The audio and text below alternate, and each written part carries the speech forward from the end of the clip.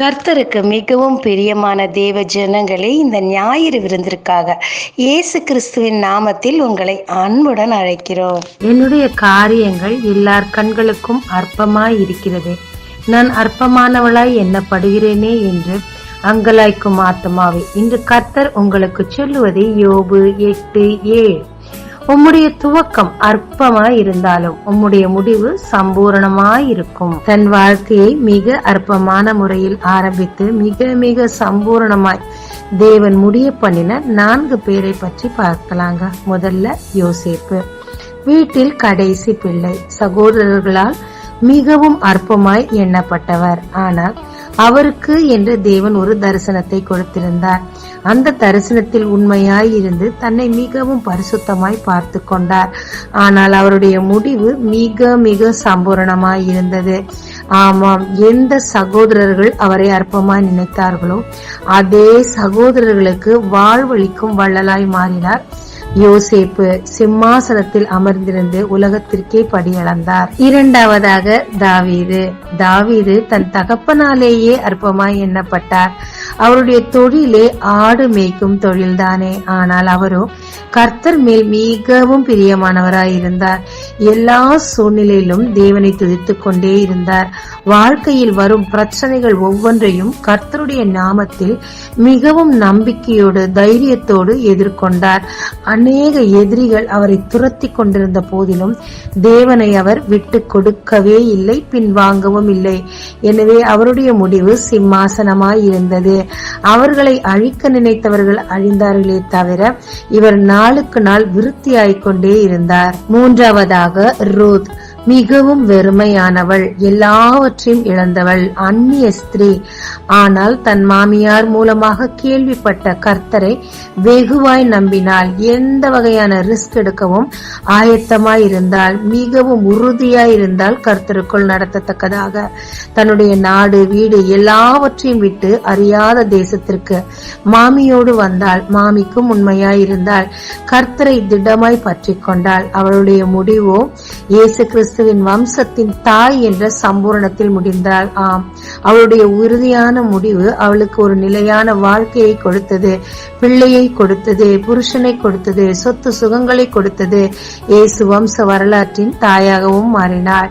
சம்பூரணமான ஆசீர்வாதம் பெற்றாள். நான்காவதாக எஸ்தர், அவளுடைய ஆரம்பம் அடிமை பெண். ஆனால் அவள் கொண்டு போகப்பட்ட தேசமோ மிக மிக பெரியது. அங்கே மொர்தகாயின் பேச்சிற்கு அப்படியே கீழ்ப்படிந்தாள். அவள் சொன்னதை எல்லாவற்றையும் செய்தார். எவ்வளவு பெரிய ரிஸ்கான காரியமா இருந்தாலும் மொர்தகாயின் பேச்சை அவள் தட்டவே இல்லை. பெரியவர்களை மிகவும் கனம் பண்ணினாள். அது நிமித்தமாக அங்கிருந்த அதிகாரிகள் கண்களிலும் ராஜாவின் கண்களிலும் தயவு கிடைத்தது. பிறகு தன் நாட்டிற்கு என்று ஒரு பிரச்சனை வந்தபோது தன்னுடைய ஜீவனையே அவள் பலியாய் கொடுக்க ஆயத்தமாய் இருந்தாள். தேவனிடத்தில் உபவாசித்து தன் ஜனங்களுக்காக முறையிட்டாள். அவளுடைய சம்பூரணம்தான் என்ன? இந்து தேசம் முதல் எத்தியோப்பியா தேசம் வரையுள்ள 127 நாடுகளை அரசாண்ட அகாஸ்வேருவின் மனைவியாக மாறினாள். எந்த வரைக்கும்? அதுவரை அகாஸ்வேரு ஆமான் பேச்சை கேட்டுக் கொண்டிருந்தார். இப்பொழுதோ எஸ்தர் என்ன சொன்னாலும் கேட்டார். அவருடைய சொந்த ஜனங்களே எஸ்தருக்கு எதிராக வந்த போது அவர்களை அழிக்க எஸ்தர் கேட்டுக்கொண்ட போது அப்படியே செய்தார். மொர்தகாய் அற்பமாய் எண்ணப்பட்டிருந்தார். ஆனால் இவள் மூலமாக அந்த அரசாட்சியில் அவரும் உயர் பதவியை பெற்றார். இவள் கேட்டதெல்லாம் நடந்தது, நாடும் கிடைத்தது. இதற்கு காரணம் அவள் அற்பமான நிலையில் இருந்து தேவனுக்காக அவள் உறுதியாய் எடுத்த அவ்வளோ பெரிய ரிஸ்க் தான். ஆமாங்க, மேலே கூறப்பட்ட 4 பேருமே மிக மிக அற்பமானவர்களாய் எண்ணப்பட்டவர்கள், நடத்தப்பட்டவர்கள். ஆனால் அவர்கள் கர்த்தருக்கு என்று எடுத்த ஒரு பிரதிஜ்ஞை, ஒரு உறுதி, அதற்காக அவர்களுடைய செயல்பாடுகள், அவர்கள் எடுத்த ரிஸ்க், அவர்கள் போன பாடுகள் எல்லாவற்றிலும் அவர்கள் தேவனை உறுதியாய் பற்றி கொண்டிருந்தனர். தேவனுடைய தரிசன வசனத்திற்கு கீழ்ப்படிந்தனர், பெரியோர்களை கனம் பண்ணினார்கள், தேவனுக்காக எதையும் செய்ய ஆயத்தமாய் இருந்தார்கள். எனவே அவர்களுடைய முடிவு மிக மிக சம்பூரணமாய் அவர்களுக்கு மட்டுமல்ல, அவர்களை சார்ந்தோருக்கு மட்டுமல்ல, அந்த நாட்டிற்கே ஆசீர்வாதமாய் அமைந்தது. மிகவும் அமர்க்களமாய் ஆரம்பித்து அற்பமான முடிவை தேடிக்கொண்ட ஒரு மனுஷனை பார்க்கலாங்க. கழுதையை தேடிக்கொண்டு வந்த மனுஷன் எந்த விதத்திலும் ராஜாவாய் ஆகுவதற்கு தகுதியே இல்லாத ஒரு மனுஷன். ஆனால் தேவனோ அவரை ராஜாவாக அபிஷேகம் பண்ண திட்டமிட்டு தீர்க்கதரிசி அனுப்பினார்.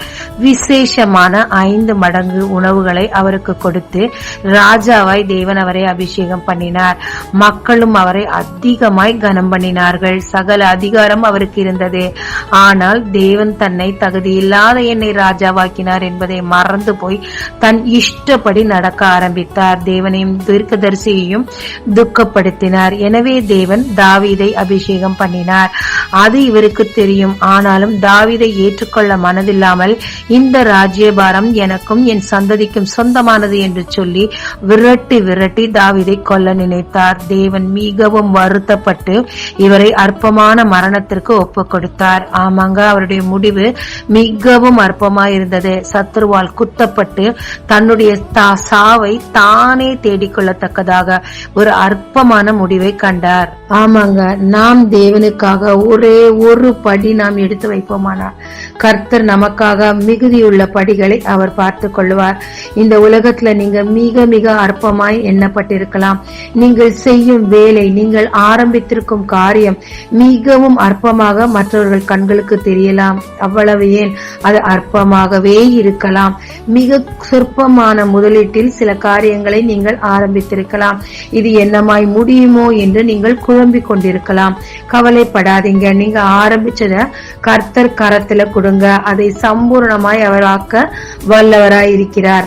5 அப்பம்தான் 5000 பேருக்கு கொடுக்கப்பட்டு மிகுதி எடுக்கப்பட்டது. அந்த விதவை பானையில் மிக கொஞ்சமான மாவுதான். பஞ்சகாலம் முடியும் வரைக்கும் அவளும் அவள் குடும்பமும் தீர்க்கதரிசியும் சாப்பிடும் அளவுக்கு சம்பூர்ணமாய் இருக்கிறது. தேவன் கரத்தில் உங்கள் கொஞ்சத்தை, உங்கள் அற்பத்தை நீங்க கொடுங்க. தேவன் அதை அநேகருக்கு அற்புதமாக சம்பூர்ணமாக மாற்றி உங்களையும் உயர்வான கனத்திற்குரிய இடத்தில் வைப்பாருங்க. அதற்கு நாம் தேவனுக்காக எந்த வகையான ரிஸ்க் எடுக்கவும் ஆயத்தமாய் இருக்கணுங்க. தேவன் உங்களோடு கூட இருந்து உங்கள் காரியங்களை சம்பூரணமாய் நிறைவேற செய்வாருங்க. ஜெபிக்கலாமாங்க. தேவரீர், இந்த உலகத்திலே நான் மிக மிக அற்பமானவளாய் எண்ணப்படுகிறேன். தேவரீர், நான் செய்யும் காரியங்களும் அற்பமானவைகளாகவே காணப்படுகிறது. ஆனாலும் தேவனே, நான் உம்மை முழுமையாய் நம்புகிறேன். உம்முடைய வாக்கு தத்தங்களை முழுமையாய் நம்புகிறேன். என்னுடைய முடிவு மிகவும் சம்பூர்ணமாய் இருக்கும், அநேகருக்கு அது ஆசீர்வாதமாய் இருக்கும் என்று நான் நம்புகிறேன். என் நம்பிக்கை வீண் போகாது என்று நான் அறிவேன் கர்த்தாவே. நான் நம்புகிறது வானத்தையும் பூமியும் படைத்த மிகப்பெரிய கர்த்தர் என்பதையும் நான் அறிவேன் கர்த்தாவே. உம்மை நம்பி என்னுடைய அற்பமான காரியங்களை உம்முடைய கரத்தில் நான் தருகிறேன். சம்பூரணமாய் ஆக்கி அநேகருக்கு என்னை ஆசீர்வாதமாய் மாற்றுவீராக. இயேசு மூலம் பிதாவே, ஆமென். இயேசு கிறிஸ்துவின் நாமத்தில் இந்த நாளில் உங்களை ஆசீர்வதிக்கும் ஜீசஸ் விஷன்.